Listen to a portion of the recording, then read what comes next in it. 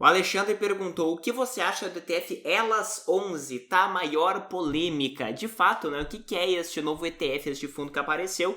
É um ETF que privilegia as empresas que dentro dos seus quadros de gerência possuem mulheres, tá? Então, o Elas 11 é um novo ETF do Banco Safra. Ele utiliza um índice, né? Este aqui é o site do fundo. Ele utiliza um índice que é o índice da Teva Índices, que justamente ele, de maneira discricionária, seleciona, né, usa alguns critérios, mas finalmente é um critério relativamente subjetivo para selecionar as empresas que possuem maior exposição, né, no caso, então, ao sexo feminino de maneira geral, quando a gente considera o número de mulheres em conselhos fiscais, diretorias, comitês de auditoria, outros comitês e também os conselhos de administração de maneira geral. Aqui ele dá vários dados em que ele mostra que mulheres são subrepresentadas, isso é fato, tá? Isso é quase incontroverso em relação à quantidade de mulheres que estão nos quadros de gerência das grandes empresas brasileiras de maneira geral. Este índice aqui considera 343. Qual é a minha opinião sobre isso? A minha opinião, ela decorre das evidências, tá? Em relação ao que nós já observamos desde os anos 60. Existem poucas variáveis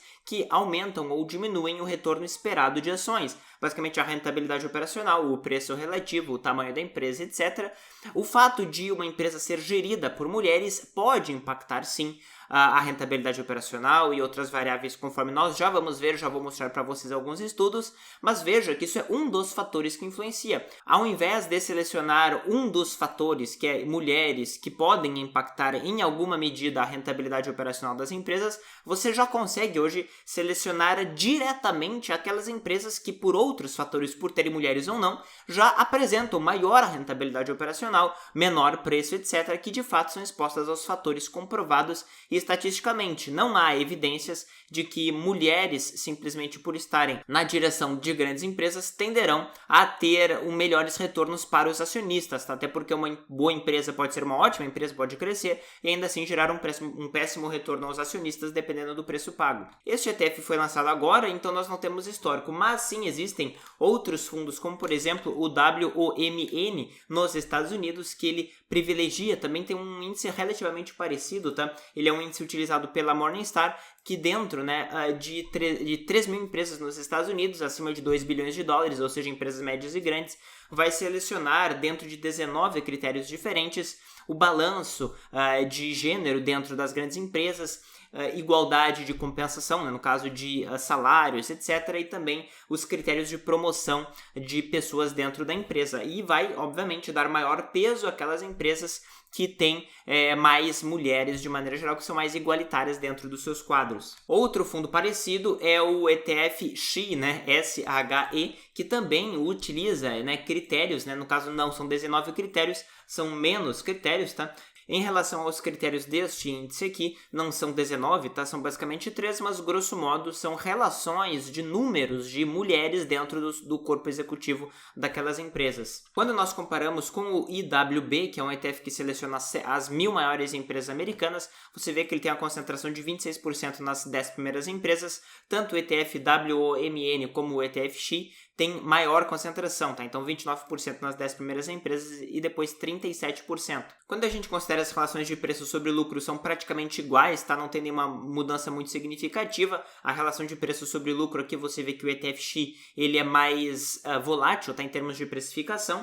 O número de empresas, os dois ETFs voltados a essa questão de diversidade tem 200 empresas aproximadamente. Na parte de rentabilidade sobre o patrimônio líquido é relativamente parecido, tá? O ETF WOMN tem uma rentabilidade sobre o patrimônio um pouco maior do que os outros fundos e o ETF SHE ele é mais volátil. E quando nós consideramos a exposição setorial, claramente, tá? O ETF SHE ele é muito mais parecido com o IWB, que ele é neutro, né, americano. O ETF WOMN ele tem muito maior exposição à tecnologia e por isso que ele performou melhor recentemente. Quando nós pegamos o gráfico destes 3 ETFs aqui, você vê que o ETF WOMN teve sim melhor performance, tá? Maior dispersão do resultado positivamente, o ETF SHE teve uma performance bem pior, tá? No período, principalmente depois da pandemia. Essa é basicamente uma diferença setorial, não dá para tirar nenhuma conclusão grande disso. O que nós podemos tirar alguma conclusão é em relação a alguns estudos que eu vou apresentar para vocês agora. O primeiro deles é este estudo aqui da Fidelity em relação aos clientes, tá? Nem é em relação à categoria de executivos das empresas, mas eles já avaliaram que mulheres investidoras têm uma rentabilidade superior a homens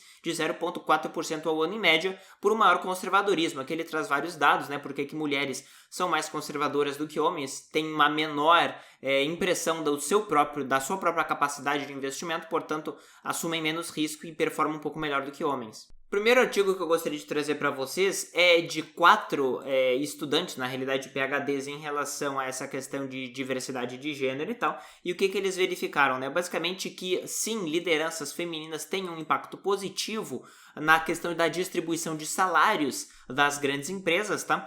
E eles utilizaram um modelo, obviamente, tentando excluir variáveis que poderiam impactar no resultado de ações que não decorrem da diversidade de gênero, mas sim de outras variáveis que nós desconhecemos. Eles tentaram fazer um modelo que engloba, né, justamente somente a variável gênero, tá? E eles viram que sim, mulheres, principalmente no grupo inferior, ou seja, não de executivos, mas mulheres que trabalham um pouco na gerência inferior, na parte mais operacional, têm maior capacidade de sensibilização, de perceber a produtividade dos seus funcionários, especialmente mulheres. Ou seja, né, mulheres entendem melhor mulheres do que homens, né? Homens, em geral, têm maior dificuldade de percepção da produtividade dos seus funcionários subalternos. Portanto, mulheres como gerentes, em geral, têm uma maior capacidade de percepção e, portanto, de delegação de tarefas, o que impacta positivamente a rentabilidade operacional das empresas. Agora, alguns artigos que não têm uma fonte muito boa, tá? Porque eu não encontrei nas melhores revistas, mas aqui nós encontramos alguns dados.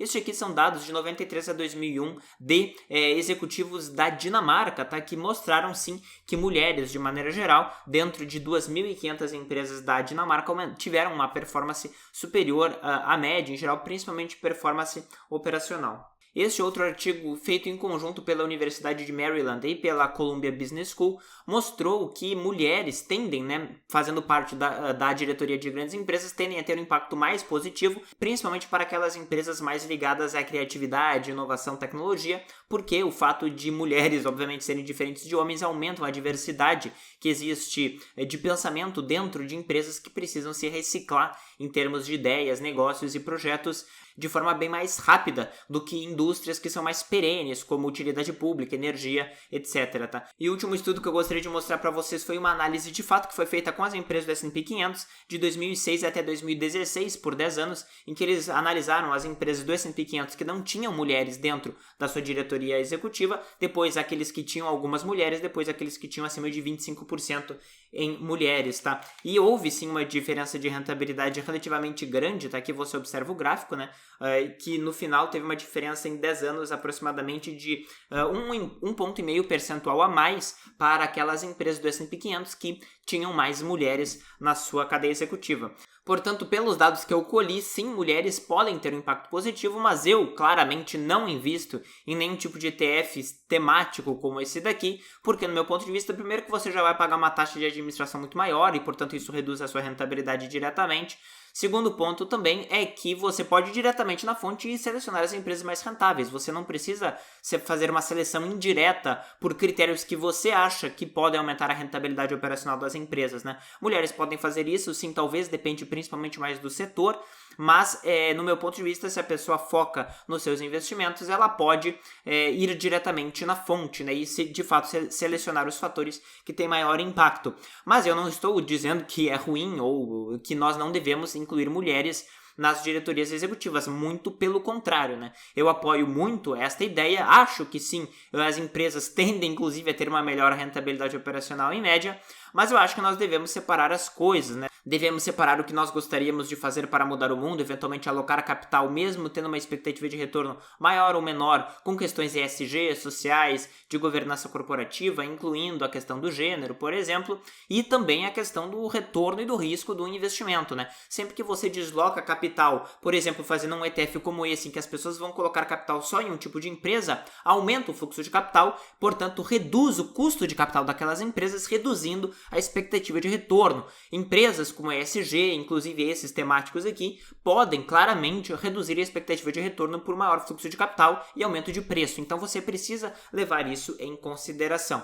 Certo? Então se você gostou desse conteúdo, não perde, eu vou fazer um evento nos próximos dias, a Semana da Aposentadoria Global, em que eu vou mostrar para você o passo a passo para você estruturar essa carteira, principalmente do zero, né? Principalmente para quem está começando agora, uma carteira de aposentadoria com base em evidências, não é com base em achismo, para você ter renda em moeda forte no mundo inteiro, poder se aposentar onde você quiser sem perder tempo analisando relatórios de ações individuais. Esquece tudo isso de carteira recomendada, o link está aqui na descrição. Então, se esse vídeo fez sentido para você, dá um like nesse vídeo, se inscreve no canal e ativa as notificações para você não perder nada que eu coloco aqui. Valeu!